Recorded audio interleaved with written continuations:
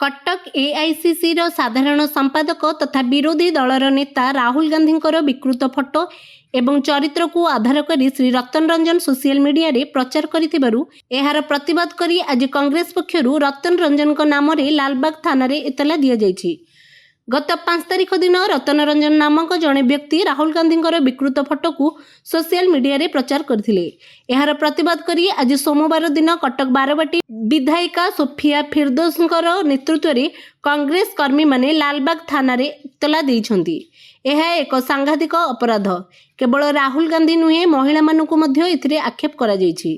तेणु एभली मिथ्या अपप्रचार करा जाउछि बोली कांग्रेस पक्षरु एफआईआर रे अभियोग करा जायछि। एभली अपप्रचार मिथ्या साक्षी अभियोग रे बीएनएस रो 192, 196, 197, 294, 353 एवं मानहानि पई 356 धारा रे कार्यानुष्ठान ग्रहण करबा पई दाबी करा जायछि। विधायिका सोफिया नेतृत्व रे गिरिबाला बेहेरा, संतोष भोल, सरज सेठी प्रमुख एफआईआर दाखल बेले उपस्थित थिले। कांग्रेस रो जणे वरिष्ठ नेता विरुद्ध रे एपरी आपत्तिजनक मंतव्य सोशल मीडिया रे पोस्ट करिबा एक गुरुतर अपराध। तेणु सोशल मीडिया रे प्रचार करिथिबा रतन रंजन विरुद्ध रे दृढ़ कार्यानुष्ठान पई एफआईआर रे दाबी करा जायछि। Bureau report OT live.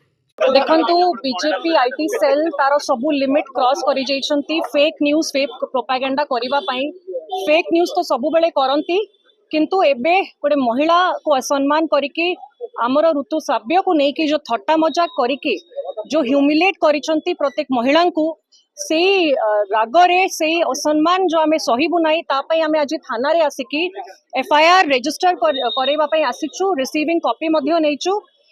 जेते बेले ओडिशा राज्य रे रज गोटे गणपर्व हिसाब रे आमे महिलार ऋतुस्राव्य को आमे पालन करू, एते खुशी मनरे करू, गोटे अवेयरनेस मध्ये क्रिएट हुए। जेते बेले एते भलो स्टेप नै कि राहुल गांधी आ हमर पूरा Congress party sanitary napkin distribute करूछंती, सेही समय रे मध्ये ताकू मध्ये छाडिले नाही।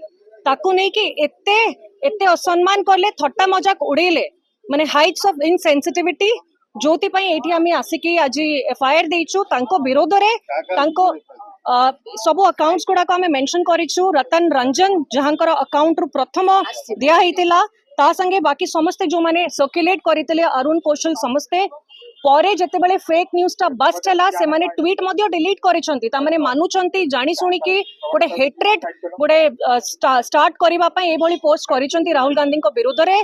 ता संगे महिला माने आज महिला माने को नैपकिन्स मिलूनी, से माने कपड़ा इस्तेमाल करूछंती, यूज करूछंती, जहाँ पई कि सर्वाइकल कैंसर विभिन्न इन्फेक्शंस हुए, जोते पई सबु जगह रे सचेतन करा जाए। और जदि एते भलो स्टेप निया गला याकू मध्ये छाडिले नाही और थट्टा मजाक उडौछंती गोटे महिला को, तो याकू आमे विरोध करूछु।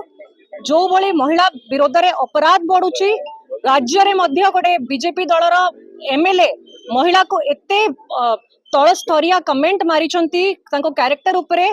तो ए सब दुर्घटना हमको बहुत कष्ट हमको देइछि कि एक दल केवल नारा दौचंती बेटी बचाओ बेटी पढ़ाओ। सेतिरे मध्य रिपोर्ट आसीछि 2 दिन पूर्वरु टाइम्स ऑफ इंडिया रे कि 79% पैसा खर्च कर दैछंती तांकर मार्केटिंग प्रमोशन रे। तो एई भली काम करूछंती। एबे महिला को जो आक्रोश देइछंती आमे ताको बर्दाश्त करिबु नाहु आ तांको छाडिबुनी, तांको अरेस्ट करा जाओ। ए दाबी रे आमे आसछु।